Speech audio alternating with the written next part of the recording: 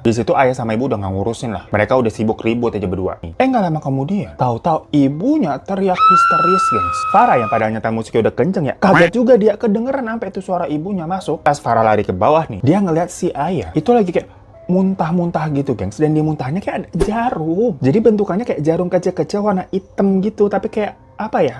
Karatan gitulah. Langsung dia keluar minta tolong ke tetangga-tetangga. Dan banyak tuh yang datang nolongin. Digotong ayahnya direbahin ke kasur nih, kondisinya kayak ngegigil gemeter gitu. Sama warga nih dibacain doa rame-rame. Sampai-sampai si ayah ini akhirnya diem terus kayak tidur pingsan. Tapi sampai malamnya ayah nih nggak bangun-bangun, geng. Cuman nafasnya masih ada, detak jantungnya berdetak, tapi nggak melek-melek. Ipung pulang-pulang kaget. Jadi lemari terus pintu ada pocong, gengs.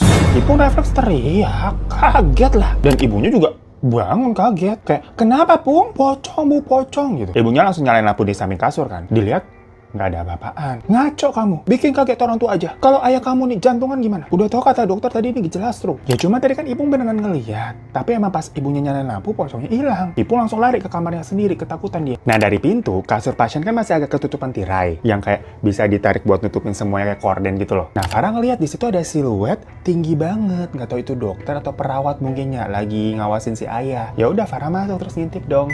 Dok, gitu. Boro-boro dokter, gengs. Pocong ternyata. Farah teriak, jerit banget, keras, histeris dia. Sampai suster-suster masuk. Ditanya, kenapa mbak? Ada pocong gitu. Farah sambil nunjuk-nunjuk tapi tutup mata nggak mau lihat. Tapi ternyata pocongnya udah hilang. Tapi Farah sama Ipung sebenarnya belum mencerna apa yang sebenarnya terjadi. Malamnya mereka dibawa ke Payakumbuh sama Uda Tony buat ketemu sama ibunya kan. Bener di sana ada ibu mereka di rumahnya Mak Dede. Matanya sembab gitu kayak abis nangis, tapi ibunya kayak orang linglung. Malam itu juga Mak Dede cerita kalau ternyata yang menyantet mereka ada nih namanya Uda Ferdi, yaitu adalah om-om yang dilihat Farah yang lagi ngobrol sama si ibu waktu pesta. Terus ayahnya kan marah nih nonjok si Uda Ferdi itu. Jadi ternyata si ibu itu dulu kan emang sempat pacaran nih sama ayah, tapi kan ditentang sama Mak Dede. Dan akhirnya ibu nih tunangan sama Uda Ferdi. Dan Mak Dede di situ setuju, bukan kayak mau kawin terpaksa, enggak. Demen juga ibunya. Tapi tahu-tahu hari H pernikahan nih, pas Uda Ferdi udah siap, si ibu kabur sama ayah ke Padang sampai nikah di sana. Jadi si Uda Ferdi ini ditinggalin gitu aja. Dan ternyata si ibu itu dipelet sama si ayah. Walaupun sakit hati, tadinya Uda Ferdi ini udah mau mengikhlaskan. Apalagi pas tahu si ibu akhirnya punya anak, Ipung sama Farah. Jadi ya udahlah, emang